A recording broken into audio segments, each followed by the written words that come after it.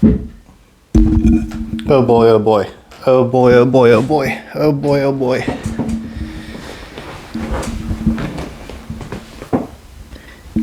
Hey, by the way, it's pretty good. Like, it's good.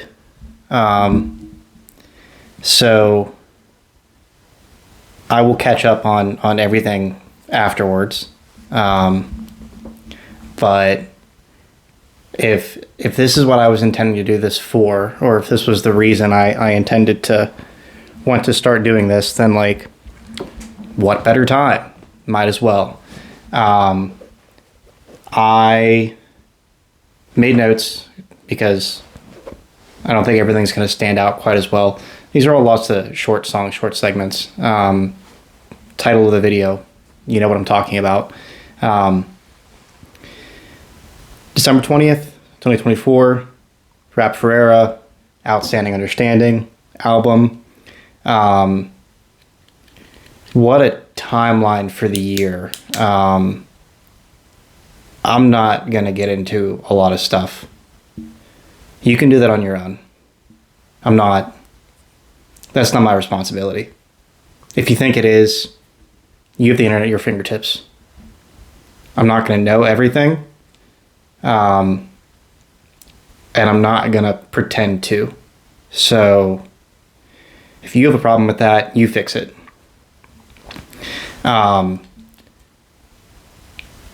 What is so cool about this album, like what has got me so excited, I'm going to stop clicking this, I promise.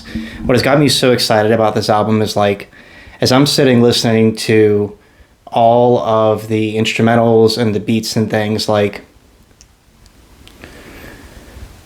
without doing a full retrospective of albums, like this is the most, this is what people have wanted for like 10 years. In my opinion, this sound, these beats, this kind of flow, like people have wanted Milo stuff for so long. And I would still argue all of the releases under R.A.P. Ferreira are just as good, just as full of content, just as exploratory in an artistic sense. But like, even my own connection, having listened near enough since the beginning. So the Flies Don't Come still sticks out. Who Told You to Think still sticks out. Even the Scallops Hotel stuff, like Plain Speaking, sticks out. The not as talked about works like Over the Carnage, Rose a Voice Prophetic, which is an all-time favorite of mine that I don't hear a lot of people talk about. Sovereign Knows You Arrogant Face, another great, like, I feel like that's the stuff people have been wanting to hear for so freaking long. And there's been so many attempts to like drive it in that like, hey, you might get that at some point, but we're not doing that anymore. Like, I do think that a majority of folks listening have like, Purple Moonlight Pages was great. Bob's Son was great. Going through Light of Meeting Diamond Cutter Scriptures, great. Five to Die with Stars, First Fist to Make like everything has been good. I was telling my brother the other day, like in talking about all of this, and honestly how I was kind of galvanized to do this talk about the album, is there's been a sort of like wave that I felt just in listening to the most recent works. Is like Purple Moonlight Pages was a good introduction to like what we are going to have from this artist going forward. And Bob's Son was such a great exploration of so many different styles and I would say styles, but it was such a big project to do. And then we got sort of this wave of like lower energy, quieter music, more like happy major music with tempo, back to some lower tempo stuff. Like there's been, I'm losing my beanie, so I'll fix that. But there's been this wave of like slow and dark, a little bit happier and upbeat, slow and dark, and like that's fine. Like I don't have anything to say about that, but I didn't know what to expect on this, and then like this this has been the music and the style I think people have been talking about wanting for so long, and there's going to be a lot of people who are not going to hear it, and that's on you, I guess. You can choose to do what you want to do. And I think that's a personal philosophy thing. I think there are some people out there that would say the same thing. So you do with it what you wish. Just to like go through my thoughts on tracks and things, I try to make some short notes because I don't say this is like classic for us, but all the verbosity is there and the sound is there. Like there are so many great things. Now I can't say that I got straight up giddy from a lot of the lines and lyrics, but like it got the feelings right. You know, everything was composed and put together the way it needed to be to get the point across, to convey meaning in what's going on. So like let's get into it. The very first track, The Lesson They Learned Me, like, this is what's going on. This is what I learned, and this is what I'm going to show you. Like, it's pretty simple. From a sonic perspective and things, and like the environment that I got from listening to it is like, I found it kind of loud. I think it was meant to be that way. I found that I get really picky with introductions, especially when there's not a classical form of a song that like we're expecting. So like going into this, there was a lot of clanging. I got a lot of clanging, a lot of noise and things, but like the voice comes through. You know what you're listening for. You know what you're listening to, and you get the point. What I liked about it and what I thought about it even on first listen is like, this kind of reminds me of Cavalcades. Which I liked. Like I got a Horse with No Name, America feeling. The strumming, the percussive nature of that instrument, like came through. So that like I already got a good feeling from that.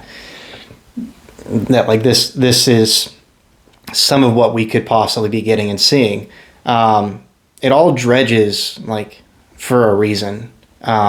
That's something that I've always liked about Rory's music and albums is when you can convey the point and the feeling without saying anything. It's just good composition. It was a proper intro to everything. And my only issue is I don't know Spanish, so I don't really know what the outro all said. If you know, there's a comment section. Put it on Genius. Contribute to the community. We'll talk about community because really that's why I want to jump into this. But it was honest. It was very honest. There weren't any exact lines I wanted to sit and dissect in that one, but like you get where he's at. There's a lot of lamenting going on. There's a lot of like in the Bandcamp information post. There's a lot of like dealing with anguish and living loss and hardship and like stuff out of your control, worrying about things out of your control. It makes people feel things, it makes stuff happen. After this introduction that's, you know, relatively short but very active, like the first 6 tracks, 5 out of 6 tracks are like, they're incredible. They're really good. They're great. Showcases style, showcases lyricism. Like this is what listeners of R.A.P. Ferreira expect or want in an album, in art. So second track, MHD, Miracles Have Details, which you come to hear in the beat because it's repeated all freaking time, which is fine. Like the first time I heard it, it caught me a little off guard. Like, are we really going to go this direction? Is this really what's happening? But as everything is put together and you hear the full beat and the space that's provided from the chimes in the back, like it fits. It was a great stylistic choice. Absolutely loved it. And I will say too, Randall Bravery on all of this stuff is fantastic. Like I think that is a big reason that we get the sound that we're familiar with, because Randall Bravery has done a lot of production for R.A.P. Ferreira, and Milo and Orca Scalps Hotel and that whole nine. He has been there since the beginning. Like, that's the sound we needed. That's like that was coming home to something, which was awesome. It's so cool. That's a part of this that is so cool for me. But I also like sort of pulling out of the intro that's adjunct to the beat, like the guitar plucking at the end of it, leading into it, was again just a very good coming home feeling. There have been samples like that. Again, have been used over 2 decades of stuff. Not decades. 20 albums is what I meant to say. Whatever. That was a very good, familiar thing to hear, which I was, again, very happy about. Very spacious, beat really bangs. I like that. When we get into lyrical content and aside, lyrical content is not the most important thing to me. I am more focused on rhythm, the usage of vocals as an instrument, than I am necessarily about content. Sometimes that is important. It's important, or else you wouldn't have words to your song. But that's not the first thing I'd listen to or listen for. I'm more concerned with is it used well? Is it used appropriately? If you don't have a space to use vocals appropriately, why are you saying anything?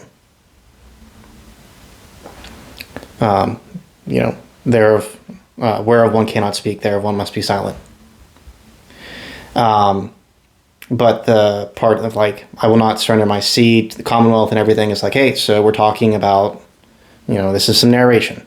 We know what we're getting into based on the intro track. I wrote down something about back then, stuff changes. And that's a theme that I think a lot of people still are struggling with, is there's a lot of stuff that's happened over the last 12, 13 years. And there were good times and there were not good times. And there were times where we were all involved in stuff going on. There were times that we weren't. There were times we didn't know what was happening, and we had to wait for sort of the veil to be, pulled away for us. And that's all fine. But hey, stuff's different now. Don't bring the same expectation you had previously into interactions now and stuff that's going on now. And that, again, speaks to fan base. It speaks to the people who have been involved in this for a long time, is stuff is different. Stuff is going to be different. It was great back then. It was awesome, right? But we're still going this direction. You can come. You cannot. That's something that I've always got from anything Ruby Yacht, anything that R.A.P. Ferreira has been in the forefront with, is we're going this direction. Cool, that's cool. I like that. But we're going in this direction. That's what this has always been about as I have read it. So the spoken ad-libs are back. So we've always had segments of different pop culture songs, movies, all that stuff, and the ad-libs are even in this 15 track, 14 track, relatively short albums. We're still getting all of those ad-libs that add narration to what's going on and sort of frame what's going on, which I love. It's always been a strong suit of R.A.P. Ferreira.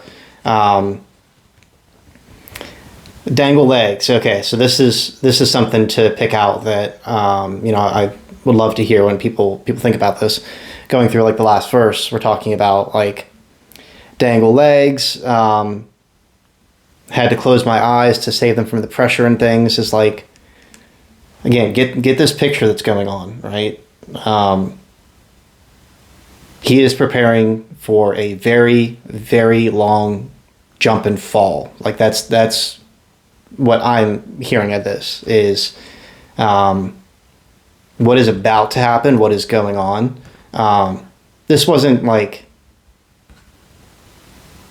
the realization of what was about to happen was apparent at all times. That's what that tells me. The realization of what caused this album to be written and the content behind it was always apparent. Like, this is a perceived fall from great height. Take that as you will. Read into it as you want to, because everybody will.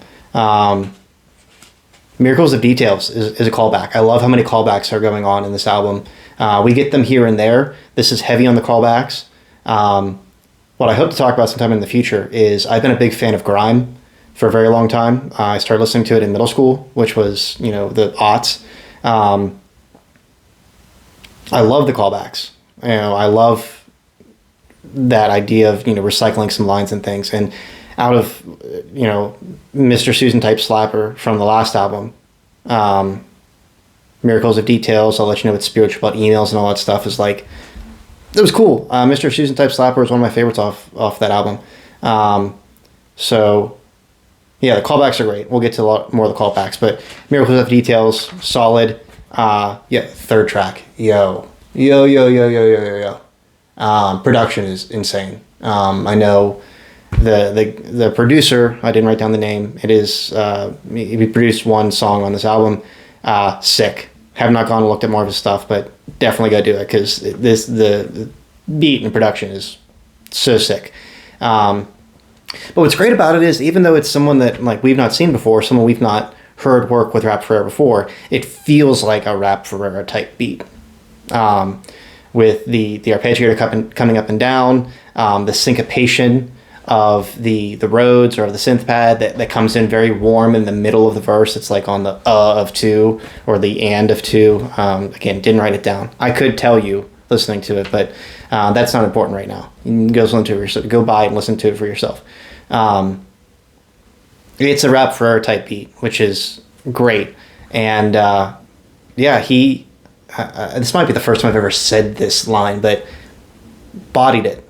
Absolutely bodied it. First verse, perfect slide in, low, grovelly tone. There is some brooding going on, which is great. Sets the tone, awesome. The one thing I picked out of that first verse too, which again, sets tone well, is, that's the mindset of a hustler. Hey, I don't know if you have considered this or not, but R.A.P Ferreira is a hustler. Again, take that as you will. That is not necessarily a bad thing. It's not necessarily a good thing. I remember, on one of the interviews with the Needle Drop, which, damn, I never want to talk about that guy ever again, because I don't like him. Rory talked about his dad kind of being a hustler. And if that's what to sustain yourself and how you are successfully doing that as a musician, then be a hustler. It's the mind of a hustler. So I'm going to think about that. Love the chorus. Sing. Done the blues thing. Like hearing the singing. We're going to get back to that later in the album and things. But is your mythology up to date? What is your personal policy of the day? If I wanted to walk away, would you make that difficult for me? Great chorus. Great hook.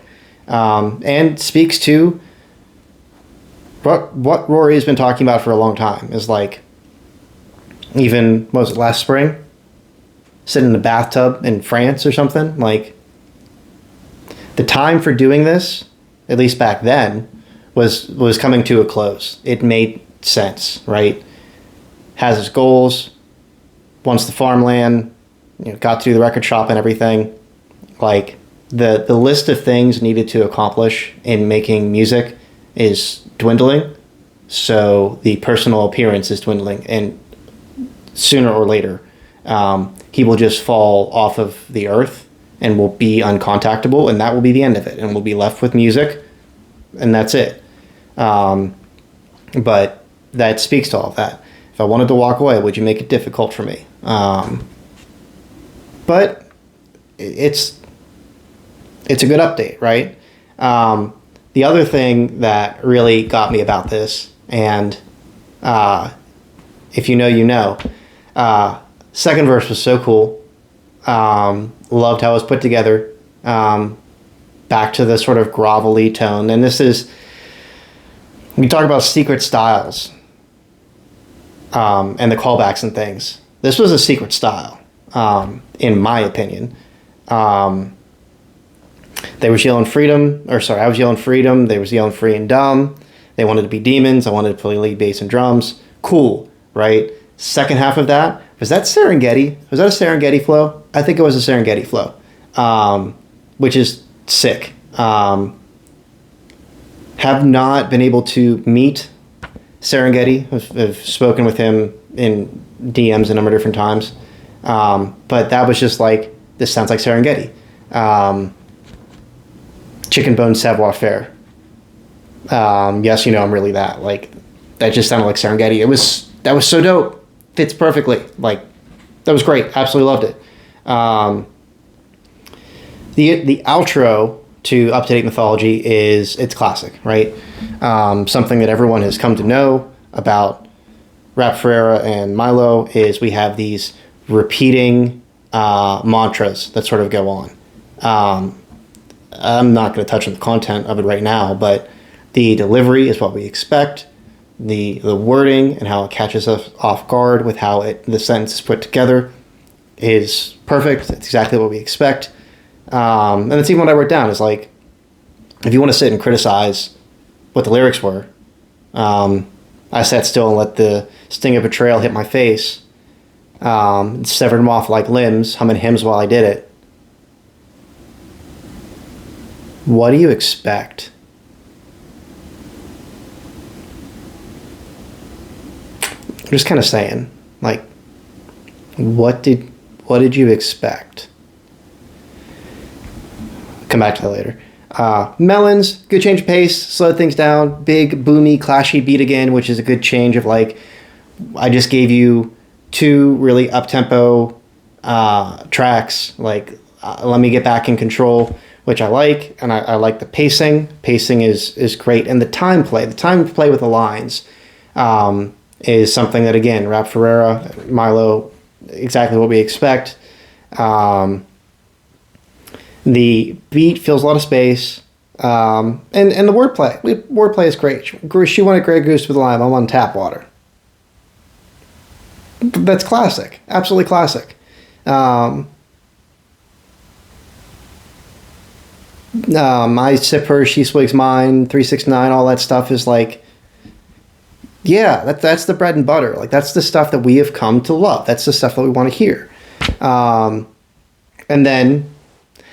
So small critique, I actually would have cut the beat out for this, but you know, if you saw the promo video, like, giggle smithing. Remember the time when like we had a lot of fun and whimsy and we like created words for whatever we wanted to? Like, we just were like, hey, we don't have a word for that. Let's just smash some stuff together. It's a word now. You know what it means when I say it. That's all that matters, right? If you know the meaning, and it doesn't matter who created it or when, like, yeah, it works. So it's the same thing. Like, remember when that was fun? Remember when we had fun?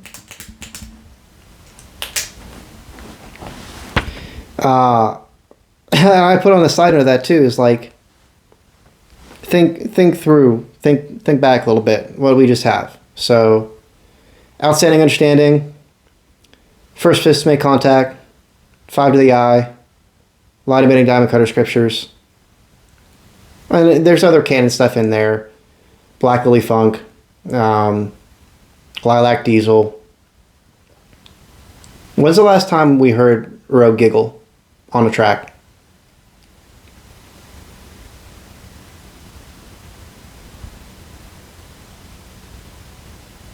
Bobson, maybe? Longer? That was like, remember when we had fun? Remember when we had fun?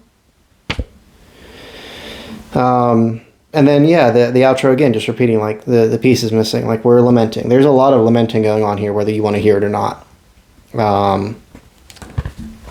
That's important. It's important to the content of what's going on.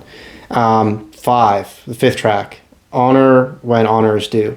So, again, classic interlude. You can go back to, like, Budding Ornithologist, where the track is mostly, we'll say, borrowed media or sampled media. The beat, Bullies of the Boulevard, again, added so much to this album on production. And the music is incredible. Like, absolutely incredible. Hats off. So sick. It's something you can just listen to over and over again. There's so much worth to listening to that. But like, hey, it's trying to tell you something. Like, there's something going on here. And the realization of like, yeah, at this point, we are alone. At this point, I am alone. But sometimes I have needed to be alone to get where I wanted or needed to go. This is necessary. I understand it. There are hardships. I'm going to learn something, and I'm going to come out the other side. But I specifically wrote down about like, as this media is talking about, it's not that I don't respect certain people, or it's not that I don't like certain people, or, give honor to those when honored, like, it's not about you anymore. And I think that is, again, something that folks in this circle haven't gotten for a long time. Folks in this circle have been very privileged, whether they know it or want to admit it or not. It is not about you anymore.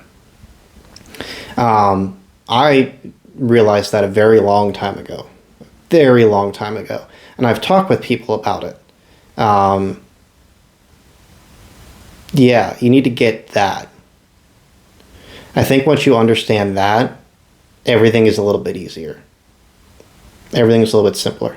It's not about you anymore. We're not all going to be friends. We don't all have to be friends. But again, the second half of that is like, if I'm your enemy because I tell you the truth, then like, maybe we don't need to be friends. Maybe being friends isn't the right thing. Maybe that's not the right choice for me personally. If you decide to be adversarial with the truth, and again, this is a bold statement being made. If you're adversarial with the truth, then like, I don't think I need to be around you. I think I'm cool on that. Wouldn't you agree? Wouldn't you agree with that? Wouldn't anybody say that, right? And that's cool. It's fine. Yeah, so I wrote down too, like, crazy things happening. That'll come later. The last thing I wrote down is like, who knows the truth? Who knows the truth? Last one too, in this sort of first half of the album that's just really great is the poem presents a glimpse. Yeah, it's great. How it's all put together is awesome. You get the gist of what the song is. Excuse me. It's a lot of lamenting. It's a lot of slow piano and like reminiscing. But also just like talking about getting old and growing up and like, again, remember all the fun we used to have? We can't have so much of that fun anymore. Some of the lines and things that stood out, again, it's wordplay. It's not great wordplay. It registers about Romance the Necro. It's like a lot of people, all of us, out inside and outside of this particular community and things, like, we want to talk about how much we love this stuff that is dead and gone. And there's going to be a lot of that. You can reminisce. It's not coming back. Like, that stuff's not happening. Cool little one-liners. Black Ace boss card. Sick. And then the refrain afterwards of, seen it coming, but I wasn't running. The Sucka-Ducka Protocol, peanuts and cashews and all that. Grab my top hat and skidoo. Sick. That's classic. It's classic. It's great. It's awesome stuff. That's exactly what R.A.P. Ferreira is capable of and what we want to hear. Dig it. Dig all of it. Something else that's super cool, and again, this is callback to sound even, is, after that, grab the top hat and skidoo, this little musical interlude, and how it hit my ear. Somewhere in a lush, verdant field in the middle of Tennessee, I let out a little riddle in me, like, the beginning of that. Somewhere in a lush, verdant field. Somewhere in a lush verdant field. That tone of how that prose starts is something that we have heard back in Milo albums. Like, I'm not calling back to Purple Moonlight pages or something. That is something that is old tomes. That is old style. Whether it was intended or not, that's how it hit my ear. And again, it felt like home. This felt like what fans of the artist have asked for a long time. It's very satisfying. I do like how confident the end of it is. You know, talking about, you know, come on guys, I've got enough hot air to float your battleship. I think that speaks to a lot of what the artist has done over many years for many other people. I think about how other artists that have been associated have gone on to bigger features and other careers and things like that. I think that is still true. I think that R.A.P. Ferreira still believes that's true. I think that there are other people around that still believe that's true. Climb on in. I've got enough hot air to float your battleship. Absolutely. What else do I have here? I can't read that. That's fine. I think there's a point to be made with how the sample is cut up. Because when that second verse is done, what do we hear in the background of the sample? Still love you as much as I did. I do think that's important. We heard what back in Up-to-Date Mythology, you know, humming hymns as I severed limbs off this tree, right? Still love you as much as I did. I think with all the lamenting and all the stuff that's still going on, especially in the poem,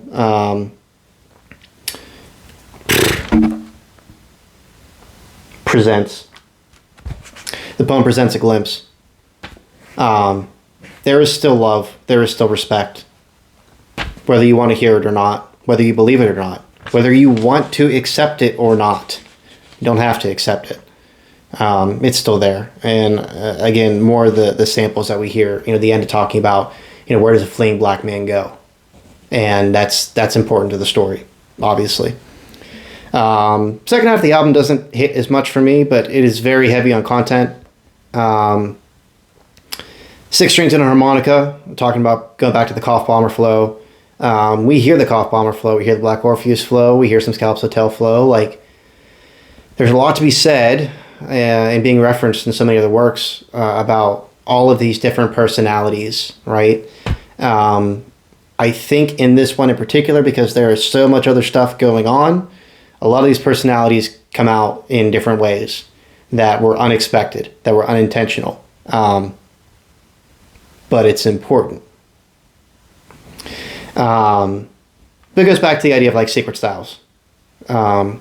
So many secret styles we don't hear anymore for a reason.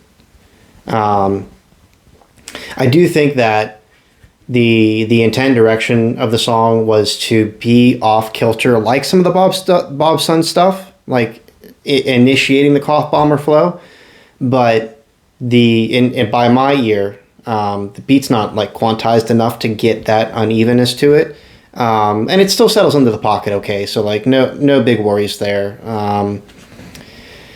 The interesting line about, you know, I cannot be responsible for parrots when parrots do what they're designed to do. Guess what? That's another Milo callback, right? Y'all was imitating God, trying to mimic our sounds. That's parroting. That's literally what parroting is. So again, love the Scallops, not the Scallops Hotel, love the Milo callback, and then we talk again in the flow about the Scallops Hotel derivative. There are some Scallops Hotel beats on this, and you can tell. You know, Melons is one of them. You can hear it. What else did I write down? Oh, yeah, sensitive crackers. Sensitive crackers. Crackers are so sensitive. They are. We are. We definitely are. We're watching it happen, seeing it happen. Yeah, the little hook on the outro. Konnichiwa, habibi. Yeah, it's pretty sick. I'm taking all the context and stuff out of it. That's pretty sick. And we hear the double voice thing again, right? When's the last time we heard double voices like that? We got that back in Cavalcades. Things happen today, things happen at night. Toothpaste Suburb. That double voice thing was again what made all this like hit off. What made all this start. Six strings and harmonica, cool. Not like my jive, but I do think reciting the alphabet is a big one. Beautiful beat, beautiful spacious piano. Love it. There is a lot of questioning. It was all this tied together, right? The first couple lines, there's certainly some reference to lived events that went through. The idea of questioning, thinking the water was tepid, but it was boiling pretty fast because we were in some hot water. There was some hot water, boiling in seconds, right? I have jumping line is cool. It doesn't ring a bell right now, but I remember liking the wordplay around that area. Yeah, easy reference right at the end of the line. That's a callback. We don't know him well, and that's by design. Some folks have had conversations with the artist R.A.P. Ferreira for years and years and years and years.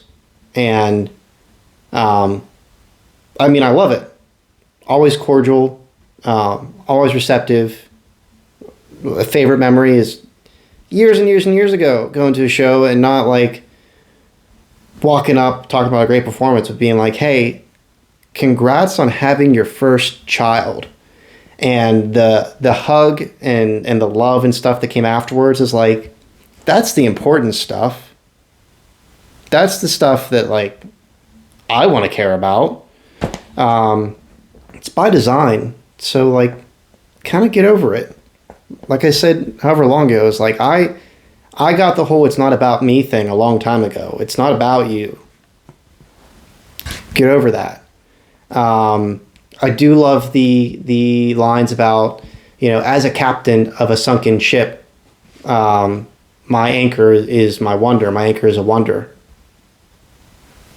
Self-reflective. Spot on, right? Talk about Ruby Yacht and everything. As the captain of a sunken ship. Certainly seems like that's the case, right? What else do I have? Funkin' with Monks. I didn't know if that was an actual reference to the line or not, because we talk about, the Wahoo Monastery and everything. I don't know if something happened there. Not my business, but I kind of caught that too. Again, more lamenting, just talking about like, we picked holes in all the bad things that were going on, but we still went down the road together humming our songs. There was stuff that we knew that was bad or that wasn't how we wanted it and everything, and we still traveled the road together. We still made things happen. That's what I caught from that. And sort of the second half of the song too, talking about like poems to feed families. This is all about using the words, wordsmithing, to have a career. Talking about, lowering swords and shields, pen as a weapon and everything. Just is right in line with that, which I think is awesome. I love how the strings open up at the end, and I love, the audio sample it's played. I don't know if this is Shay or not Shay. Well, Shay. Or not, just saying that, like, because she's been sampled before and she's sampled later. Like, I write because I have to. It's not out in the open. I don't talk about it, but it's what roots me in my world. I have to write because it roots me in my world. And I think that's exactly what writing and music is and rapping is. It's being said very plainly right there. Caller Jammer. Jumping around a little bit, and instantly we get introduced. Like, this is a Black Orpheus flow. Important in the first couple lines, talking about how mind clings to talismans. That's something to think about in context, for sure. And then talking about, a couple lines later about people being beamed up. Like, that is just reference to people leaving. Not saying anything, just like left. More reference to all these changes going on. Tables turning while the room kept spinning. Like, pair that back with questioning and being in hot water, boiling water in seconds. Is like, when you look about how the album came together and things, as stuff was going down, stuff was happening, Rory at least says that, like, this was my first time to see my child. I was very far away from social media, so of course my reaction was not instantaneous. Not arguing the truth. Not here for that. Do that on your own. But that's what we're being told and things here. So just it's put together with all that stuff. And again, more references like there was no smoking gun. We're obviously talking about the same lived experience. Talking about closing the hole, becoming remote and everything. Speaks to that. I found it best to stay inside. Been there. Feel that a lot. Something interesting, again, talking about these personality shifting and not having firm control of everything, talking about like something about or fast or not, or fast or both. Like, that wasn't a cough, that wasn't a Black Orpheus flow, that was a Cough Bomber flow. That was a Bob's Son thing. Like, that calls back to the flow of Bob's Son and all the questioning and whatnot, which again, I love. That was a great tool, but it sort of shows, intentional or not, the frailty of all these personas and things that have needed to be compartmentalized over the years.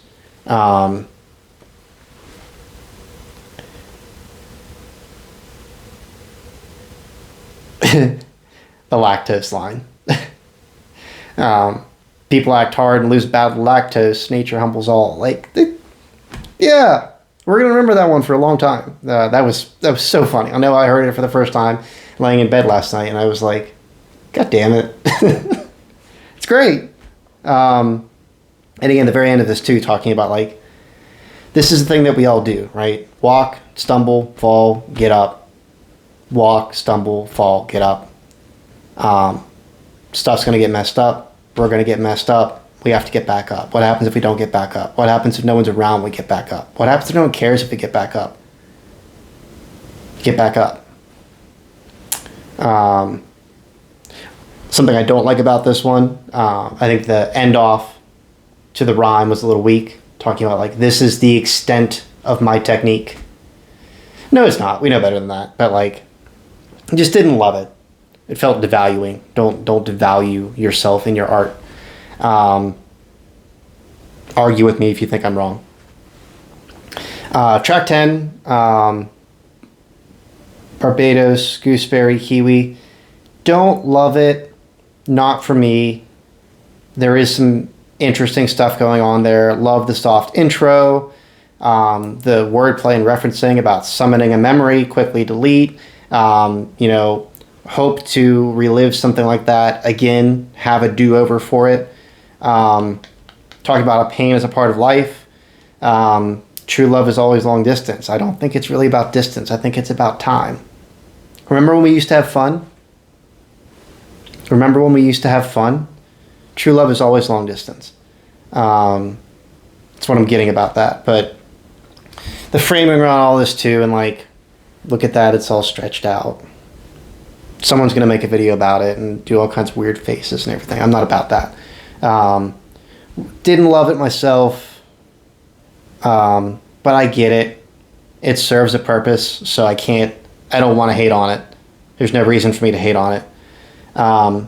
Again, the samples and the media that's added to add narrative to the story is important. The line sticks out, not talking about like, I'm going to find the prisoners and I'm going to find wardens and I'm going to run in this elect. That's not the important thing. The important thing is the very beginning of that sample. Having accepted the situation of your imprisonment, right? That's the point that we're at in this. This is not a concept album. We're not telling an overarching story, but you're getting the narrative because this is telling the hardships of what's happened in the last 12 months. So that's an important thing to hear and include, like having accepted the situation of your imprisonment. That's where we're at right now. That's what we're hearing. Rather difficult. This is going to be overlooked, I think, in a lot of first, second, third, sixth, 11th, 18th listens. But we're going to come back and we're going to remember this one. Again, it's tucked back in the album where a lot of very important works are for R.A.P. Ferreira. When I think about tracks like Cycles, when I think about tracks like An Idea as a Work of Art, when I think about tracks like Rejoice, this falls into that category of being tucked in the album. Again, the introductions, right? Because there are so many inconsistencies and incongruencies in life, no one has offered an answer. No one has an answer. No one has an answer. Who has an answer? Doesn't seem like anybody. A lot of lamenting, still slow, talking about thoughts still haunt me. It's so hard to forget what it cost me. Like, remember when we had fun? We're not having fun anymore. It's not what this is about. And it's full recognition of like, wow, this sucks. Look at all the shit that happened. For whatever reason. Great wordplay. Phantom limb applause, right? And then another great callback. Pause, react, slow. They can't make sense out of me. Wonderful callback. What's the callback to? Not R.A.P. Ferreira. All these callbacks are not R.A.P. Ferreira.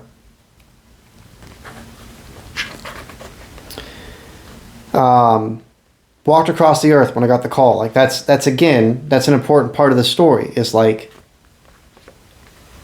I know something Rory is very proud of is the amount of world-spanning tours he has been on. When he gets the call to go across the country, when you got to do a tour, when you got to make money, when you got to do your job as an artist, you go. It's a part of it. And it references so many things. Going to California, moving back across the country, having moved to Tennessee, like all that stuff. I asked her for a promise and she revealed to me chaos. Again, talking about all this sort of stuff. The second verse is very, very personal, obviously. And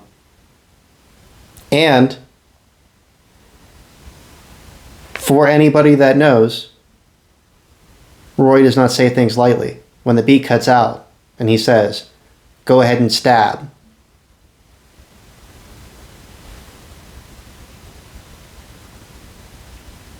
A lot of people like to talk. The eternal recurrence of dreams and everything. Like the second verse, there's a lot of lamenting going on. I don't know who, I can't say rhetorically who it is directed to, but the one line sticks out to me. You inspire new technologies. I will burn memories. You inspire new technologies. You know, you look all over the internet and Tumblr girls and things about loving somebody to the point of invention, right?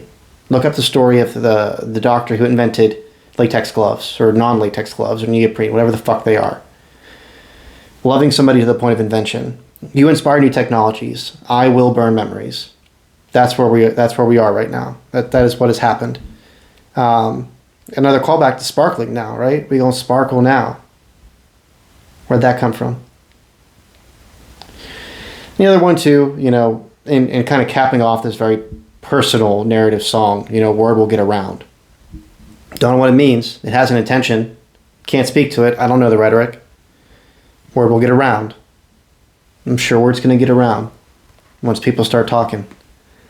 Oblivious Butterfly.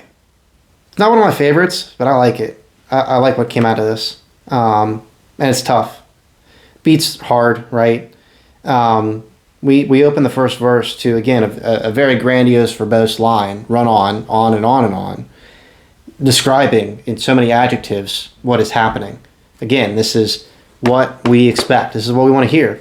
Talking about, can only be a puppet. This oblivious butterfly, I realized after so much time witnessing the continuous, endless experience around me that at best I can't become or control this butterfly, that it can be a puppet if that's worth something.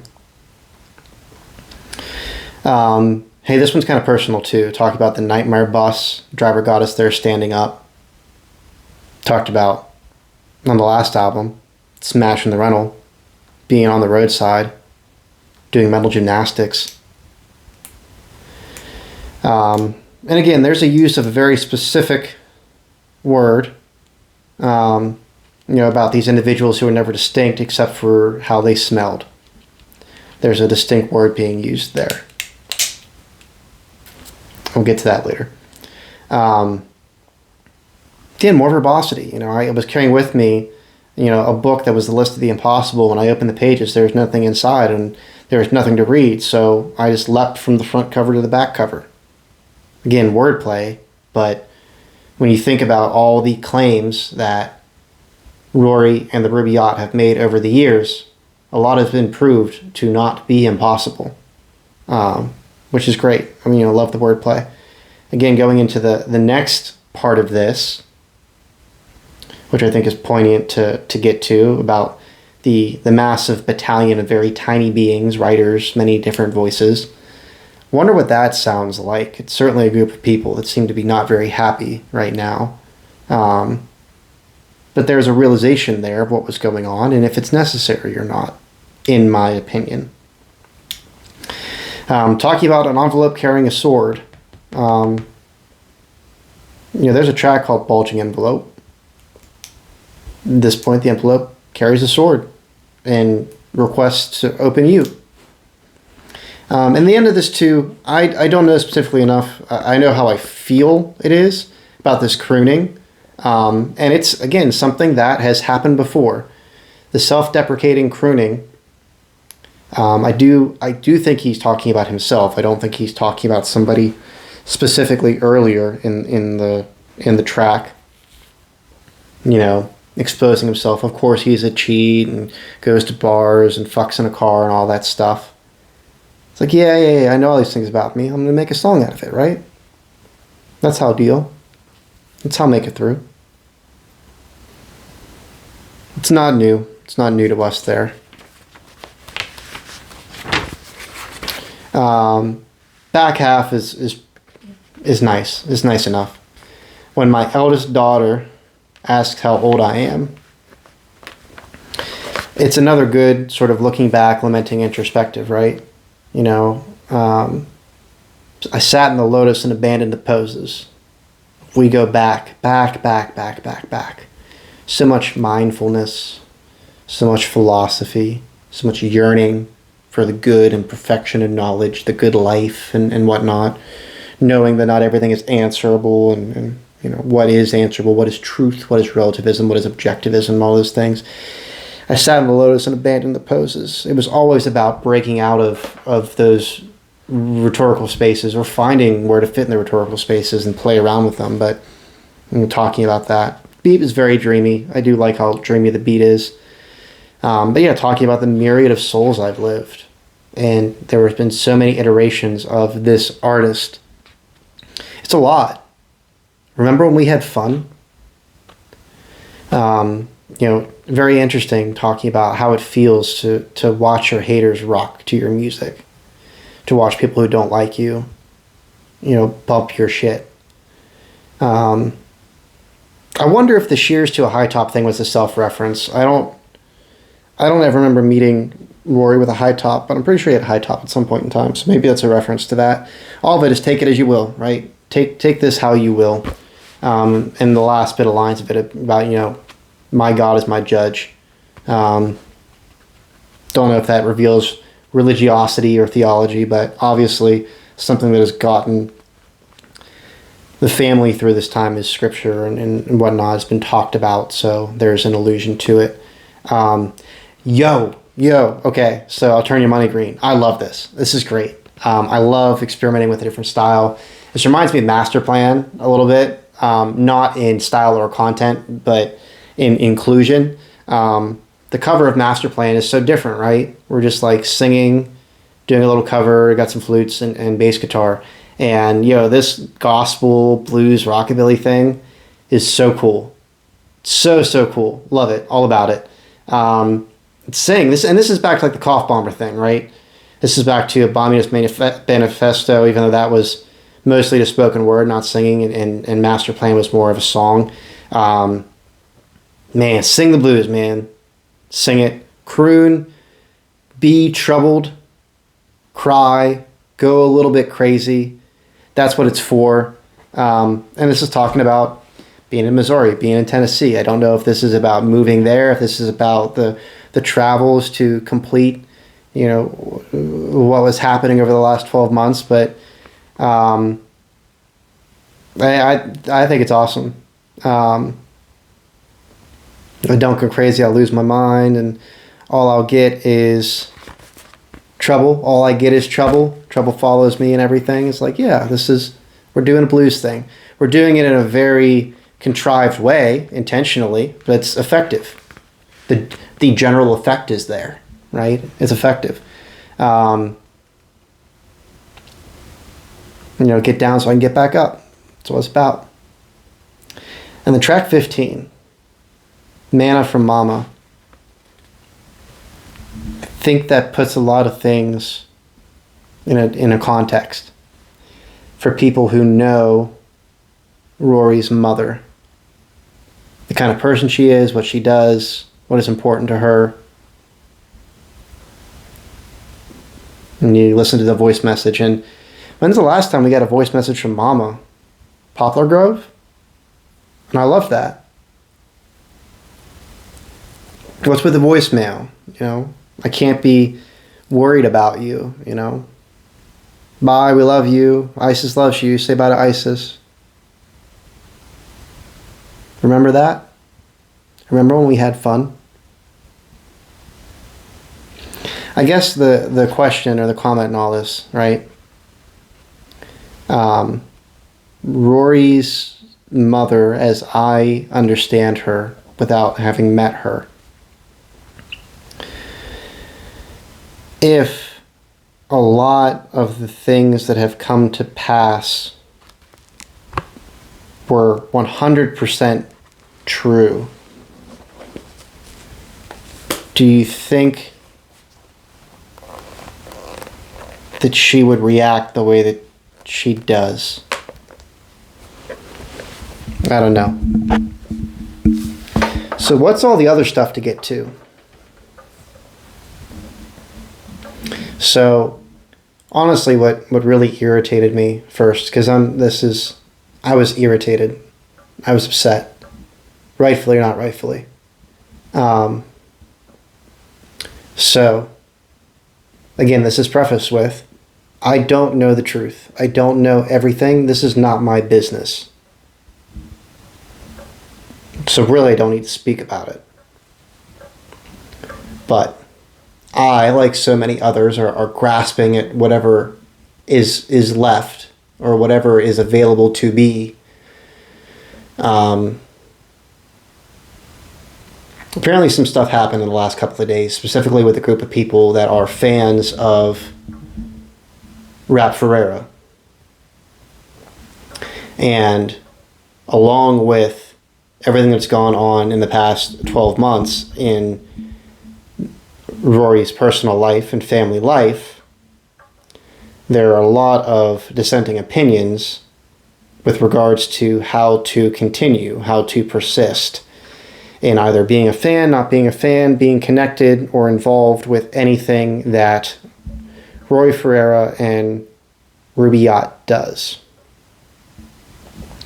And I can understand, as I'm sure at this point Rory has come to the conclusion of, is if people no longer want to be around or associated because of things that have happened in the last 12 months, truthfully or not truthfully, then you do as you please.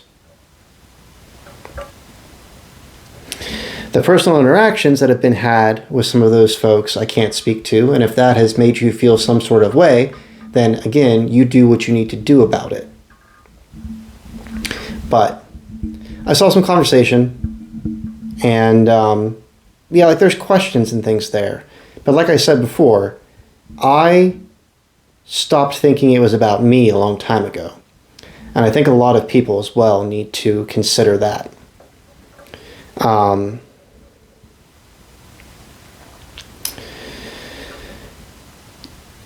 The difficult thing about it too is, remember when we used to have fun?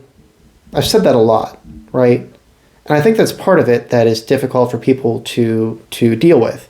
At the same time, like, a lot of the people that will, no longer be associated with this artist and label and things are people that I have good interactions with, are people that still matter a lot to me, that I want to have contact with, that I want to have communication with. Some of those people have literally slept in my house. Matter to me. Would open my door to them again. Would do it over and over again without a thought. It is unfortunate that some of those people will not be in communication with each other anymore. But that's life. Stuff happens that we can't control. Stuff gets wrecked. Shit doesn't go the way that we want it to. And it somewhat connects to what I talked about in my last video about shame. Like still working through the shame of things. And people understand that a different way and feel that a different way and deal with that a different way. And do you think or not think that how everything has happened, talking about the eternal recurrence of dreams and lamenting everything, that there is not an immense amount of shame that is being put on someone's shoulders for things that we still don't know are true or not. And I understand this group of people saying, oh, we wanted to wait to make sure that everything, name was cleared and people were exonerated and all of that, which is good. And it's fine. And that's a responsible answer. And likewise, on the other side of things is, the folks that brought all of this to light and really made this known could have persisted in their actions in that same way, and they did not, for whatever reason. Could have persisted in their actions and made it bigger and potentially even changed the outcome of what actually happened. That is something I've thought about as well. When you look at the time frame of things and how things have occurred, if certain things were necessary to happen, then there were people who had the ability to make them happen, and they did not. And I think that is as integral to explaining things as anything else is. So what do we do? Where do we go from here? I remember years ago. Let's just go ahead and talk about it. I'll just freaking call people out. This poet garden thing, this Garden of Poets thing, it was nice. It was nice for a little bit. But here's the thing about it. And this is what I kind of want to say that I don't know if I know is true or not. Correct me. Nobody asked for it. No one told you to do this. No one told anyone to do that. It was a nice idea. Having an archive and having connections and things, it was a nice idea. But I remember specifically a couple years ago when I was having conversations with certain parties that the reaction to the group and what the group was doing and what the group wanted to do and what they thought was right as fans, some of whom did become involved with Ruby Yacht, but as fans, the people who were making the art, people who were involved in the label, people who were doing things side by side, did not think it was hot, had their own issues, did not want to get involved for particular reasons. I know that's the case.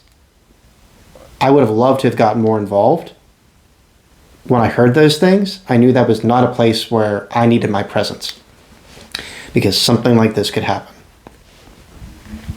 And now there seems like, and like I specifically said, and I'll go ahead and say it again, like I specifically said, if you decide that you are no longer in charge of bearing this yoke, then go quietly into the night.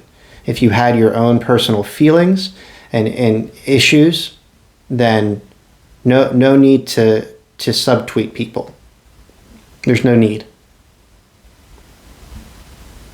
I think everybody wants respect and everybody wants to be respected. I and other people want to respect the time and effort that was put into that, because man, we had fun. We had the Beat Invitational, and Dev got really big on Twitch, and we loved that. We loved it. It was so much fun. We had a lot of fun. It was really good. It was really constructive. Great stuff came out of it. But like, things change. Things end. You have to move on, right? Talking about issues with shipping and things, I never once had an issue with how long my stuff took to get to me.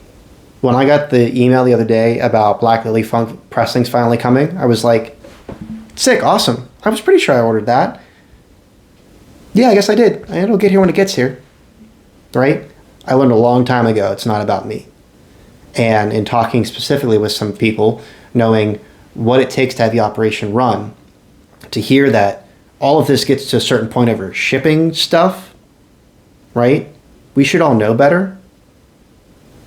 And like I said last time, give your money to artists ethically, and if shit goes sideways, accept that it's tough.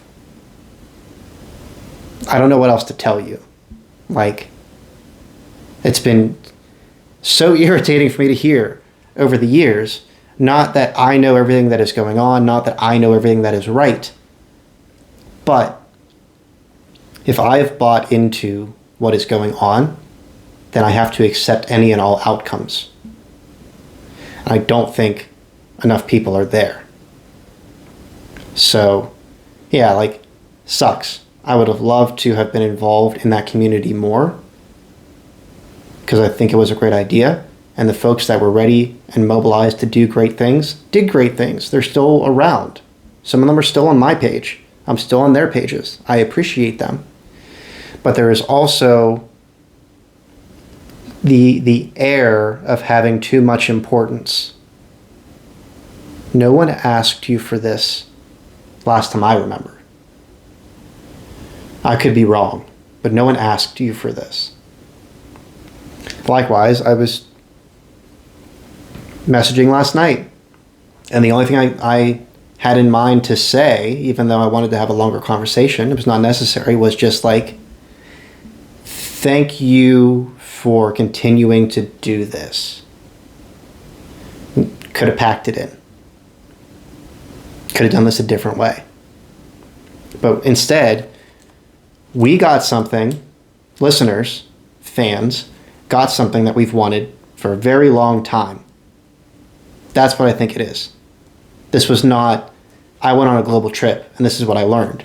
This is not, I read a bunch of books and wanted to emulate a style. This is not, I'm in college studying and this is how I can get these thoughts out of my head. This was something completely different. And it's awesome. It's great. I love it. And a lot of people aren't going to listen to it, or, you know, what have you. But as far as like what else is next, who knows? Obviously this may go on for more time. This may be the last album we hear. I don't know. But the fan backlash was just like wild. I don't get it. And there's obviously still some folks on Twitter and on social media that are saying stuff. And that's fine. I don't have an issue with saying stuff, right? But I go back to this rhetorical thing of like, who's got the truth? Who knows the truth and wants to put it out in the open in a public space? And whose responsibility is it to do that?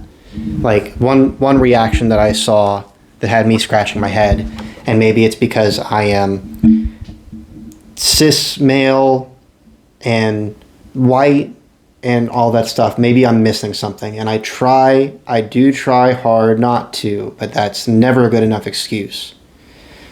One of the reactions I saw was like, well, I was hurt because he didn't think about how the response affected me. Well, I don't know. Were you in the relationship? Were you on a court document? Like, what I don't understand is, why is it about you? Your response is telling me it's about you. You want to make it about you, then go for it. What happened to you specifically? Which is just concerning. And like, again, more folks talking about like, don't meet your heroes. Don't meet your heroes. It's just as bad as people say it is. I was thinking about this in the shower last night before somebody even tweeted about it, before I even read about it. And it's like, no, meet your heroes. Absolutely. Go to the meet and greets and get your pictures, and get your stuff signed and everything. I've done that. I get it. I know what that is. That's not when you want to meet your heroes. Go meet your heroes. Go meet your heroes when they know they don't have to perform for you anymore. I think that's an important thing. Go meet your heroes in aisle 3 of the grocery store when they can't find the sauce bottle they want. And you walk up to them and you expect a performance from them because that's your hero and they need to be your hero in front of them. Meet your heroes when they know they don't have to perform for you anymore. Then maybe you'll understand that it's not about you. There's a lot of appreciation that can be given, but I said this to a coworker last night. Appreciation can be accepted in even very small amounts. Generosity can always be greater. We have had a lot of generosity over the years. There's been a lot of generosity. When you look at a body of work and how committed people have been to that body of work. Appreciation on the other side might have been more like reaching out. Hey, are things cool? Do you have a moment to talk? Can I know what's going on? It's the things that were specifically outlined that gave this defensive feeling, that made somebody feel like only an entertainer. That is the only worth, is the entertainment. That we get the style that we want. That we get the nerdy bookworm that we get verbosity, right? But we're fans. We gave you lots of money. Will you dance for us? Dance for us. This is probably how I should wrap it up. I saw Bus Driver almost 10 years ago. It was awesome. I loved it. I was blown away. It might be one of the best small performances I'd ever been to. And I love going to small shows. I love being in intimate settings. And Reagan went, I think, for 2 hours himself. There was like no opener. He came on the stage. It was great. He went for 2 hours and he fucking rapped his ass off. It was amazing. I was spellbound. And I was like, I've got to meet him. I've got to talk to him afterwards. That's before I knew it wasn't about me. But I learned. That is probably the night that I learned. Because I wanted to talk to him. And I had heard that he's a little socially weird. There was no talking. And I certainly put my foot in my mouth when I was like, damn, man, the 2-hour set, that was crazy. Thinking like, I want to show appreciation for how much you just gave to me. That was amazing. And the response I got back was, well, was it too long for you? Maybe I'll do a couple less songs next time. I didn't know what to say. It wasn't until I got in my car afterwards and sat down and went, oh, Wrong thing to say.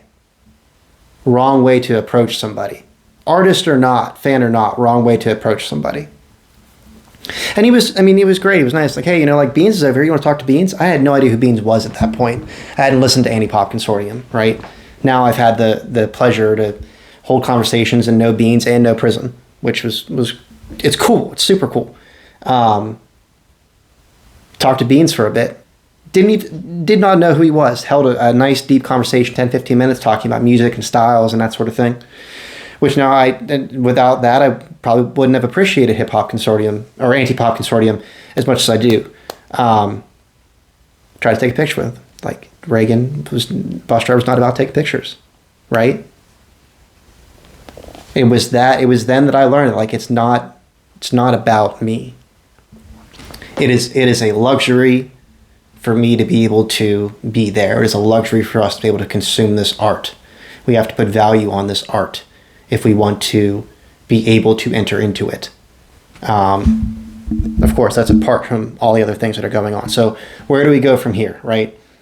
What are we supposed to do? How are we supposed to act? So I see it as like two ways, right? Something that has grown exponentially in our society in recent years, at least 20 years or so, is this like intense tribalism, right? And you can do one of two things, and it's like, how do you react when you have been wronged by somebody? How do you react when somebody has done something wrong, with or without proof, right? And the two ways are the tribalistic way, right? I and my people do a certain thing. We behave and act a certain way. That person has acted in a way that is not how the rest of us act. Shun. Away. Go away. You cannot enter into this ever again. And sometimes tribalism is fine. You can make an argument for a time where tribalism is okay. It is most of the time not okay. It's not good for a society, right? But how do you reform people who have done things that are bad, right? You have two options: exile or acceptance. Not necessarily acceptance, but it's where I'm headed. So you can look at it tribalistically. I don't want to be associated with that anymore. I don't care how good it is. I don't care what it says. I don't care if I liked it in the past. It's done. Sever the ties. Sever the ties, go quietly into the night. There's nothing for me there. There's the other side of things, which if somebody has done something wrong, how does that person ever get better? Does the person get better? Do they deserve an opportunity to get better? How do you ensure that? How do you look at that? And that is through calling, checking in, being involved, making sure that the straight and narrow path is being followed, right? So I know the route that I'm going to take for right now. And those things can change. They're allowed to. We're allowed to change our minds and change our opinions once more information is revealed, if it ever is. But I know the road I'm going to take, and the road I would have liked to have taken all along is still going to listen, still going to reach out. I don't want things to change. We all held our breath, waiting to hear what was going to happen. And now we have a result. Is that not good enough for you? Isn't that what you said you wanted? What are you going to do now? What are you going to do now? How are you going to act? Right? Do you want to see if things can change? Do you want to see if things get better? If there's been this grand expose, what do you do? What do you want to do?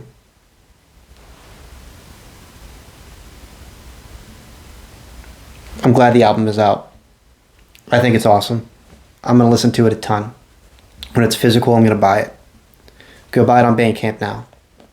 Go give your money ethically to an artist. That's what I would do. In my timeline of things, I don't normally do stuff on Fridays. It was not a plan to do things on Fridays. I was going to stick to Wednesdays and Sundays. I didn't make my other videos. I have some other thoughts and things about how this is going to work and happen, but here's the grand synopsis that I wanted to have in all of this. I talked about my goal in the videos in last video. My goal for all of this is I don't like working for other people. If I can do this as a job, I would love to. So that is my goal. I want to do this every day because I like it And I think there's something to be said, and I think people will listen. So I'm going to do some albums because as I go through, I realize that I'm going to miss some that are very important to me, like Leaving by Spooky Black. I think it's a great album. I want to talk about Improvement Movement because, like I said, they are blowing up right now. Their album Slump that came out this past summer or late summer is incredible. They have some interesting live videos out on YouTube you should listen to. That's how I found them. Their Too Far video live that is like 25 clicks too fast is awesome. It's great. They sound great, and I want to see them blow up. They deserve it. They're great musicians. They have a great sound. I also want to talk about, since we just passed the 10th anniversary of the Goddess album, I want to talk about Goddess by Banks, because I think Banks should be a whole lot bigger than she is for having her first tour ever with The Weeknd. Now, this is her 4th studio album off with her head that's coming up. She is amazing. She's really good. But I want to do those. I do still want to go back through the Spotify list too, because there's something important to be said there, but all of that will come later. I think I've expended all the hot air I possibly can. I don't know how long the video is, and I really don't care. If you have issue, you know where to take it up. Otherwise, until next time, take care. Love your neighbors. Have a safe and happy holiday season. Make sure people get to where they're going and do all those good things. And yeah, until next time.